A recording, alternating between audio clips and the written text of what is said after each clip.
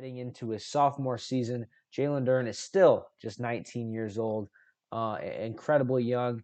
In his rookie season, Jalen Duren played 67 games, 9.1 points per game, 8.9 rebounds per game, shot 65% from the field, 61% from the free throw line. And for Jalen Duren, what can we expect for Jalen Duren in his sophomore season? Well, I think he's going to get a lot of starts. Jalen Duren started 31 games in his rookie year, which is crazy. I mean, I think that says a lot about the Detroit Pistons' depth and how poorly their season went.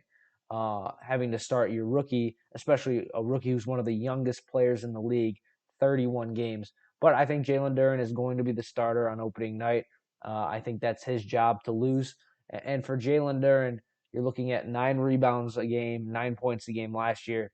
What can he do this year? Another number I'm looking at, 0.9 blocks per game. I expect that number to increase as well. But for Jalen Duren, I really expect him to learn under Monty Williams. I really expect him to be that rim protector and that defender that the Detroit Pistons need. And a big thing for Jalen Duren heading into his sophomore season is just being able to stay on the court. I don't think people realize how important that is for a center.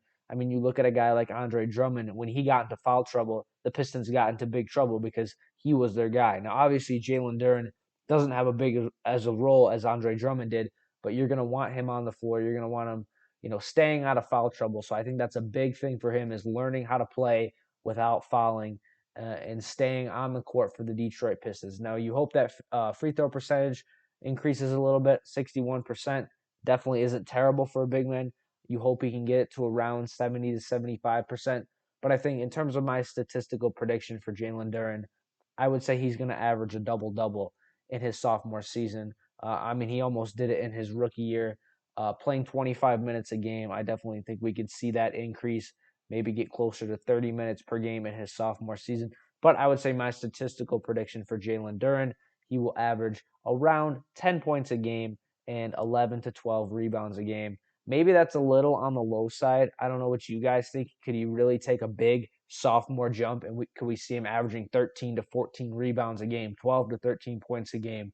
I don't think he's going to be too big of a vocal point on this offense, especially with the Detroit Pistons having a lot of other big men they could play. So I think around 10 to 11 points a game is pretty fair for him, and I definitely think we could see a jump in the rebounds per game as well, as he averaged 9 his rookie year. I could definitely see him averaging 11 or 12 rebounds a game.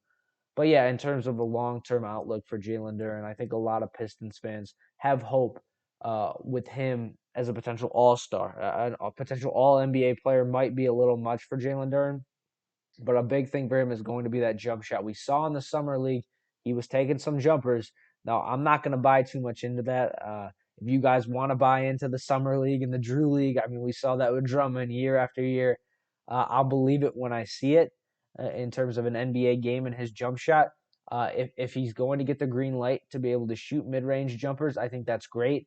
Especially, I don't think the Detroit Pistons are going to be contending for the playoffs in 2024. But that would be a big thing to look for with him as well, is taking those mid-range jumpers, taking those shots 10 to 12 feet from the basket. I definitely don't think he's going to be, chucking up three-pointers or nothing like that. But you want him to build his shot out and extend his game. And I think that could be a very big improvement point for him in his sophomore season.